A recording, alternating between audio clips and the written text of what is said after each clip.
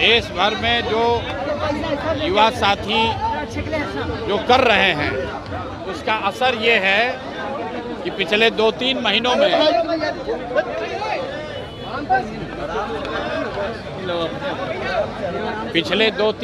में आप देश में लोकतंत्र की ताकत को देख रहे हैं। इसी बिहार में पिछले 3-4 वर्षों में जितनी बार कोई प्रदर्शन करने आया हो, चाहे समाज का कोई भी वर्ग हो, सब पर लाठी चली है।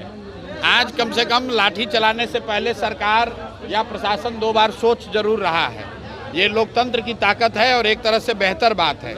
छात्रों के जो जायज़ मांग हैं उस मांग को सरकार को मानना चाहिए, चाहे वो टीआरई का मामला हो या अन्य जो छात्रों के मामले हैं। छात्रों के इन मामलों को सरकार दबा नहीं सकती है और हमने ये पहले भी कहा है कि जो कुछ भी जंतर मंतर पर हुआ है वो वन ऑफ नहीं है।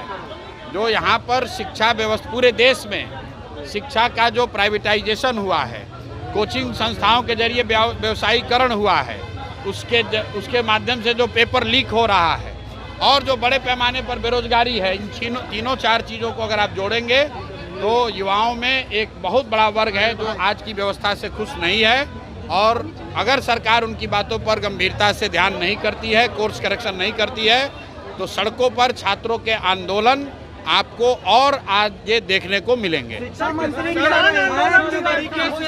तेजस्वी यादव को कह रहे हैं पहले 10वीं पास कर लें। जो लोग मुझे खोज रहे हैं तो हम तो यहीं पटना में ही हैं, रोज यहीं पर घूम रहे हैं। सर, किसानों ने भी आज आंदोलन किया है, हम जमीन नहीं। किसानों का जो आंदोलन है, ये जो 11 सैटेलाइट सिटी बनाने की योजना की घोषणा सरकार ने की है, तुरंत फुरत में बिना कुछ समझे हुए बड़े उद्योगपति और बिल्डर्स को मदद करने के लिए बिहार के सामान्य परिवार के किसान, सामान्य मध्यम वर्गीय किसानों के ज़मीन को औने पौने दाम पर लेकर बड़े उद्योगपतियों को, बिल्डरों को देने की जो साजिश है और 1 साल उस ज़मीन पर कुछ काम नहीं होगा, कोई खरीद बिक्री नहीं कर सकता है, उसके खिलाफ समाज में व्यापक असंतोष है।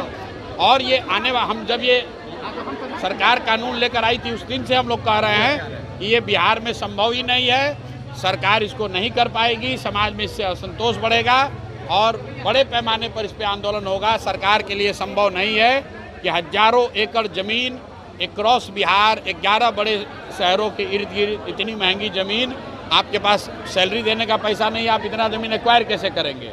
और एक्वायर करेंगे तो किसानों को, भूमि धारकों को उनका मुआवजा मिलना चाहिए। ये कहने से कि ज़मीन का रीडेवलपमेंट करके आपको वापस दे देंगे, उससे ज़मीन का भाव बढ़ जाएगा, ये आर्गुमेंट पर कोई ज़मीन अपना देने वाला नहीं है।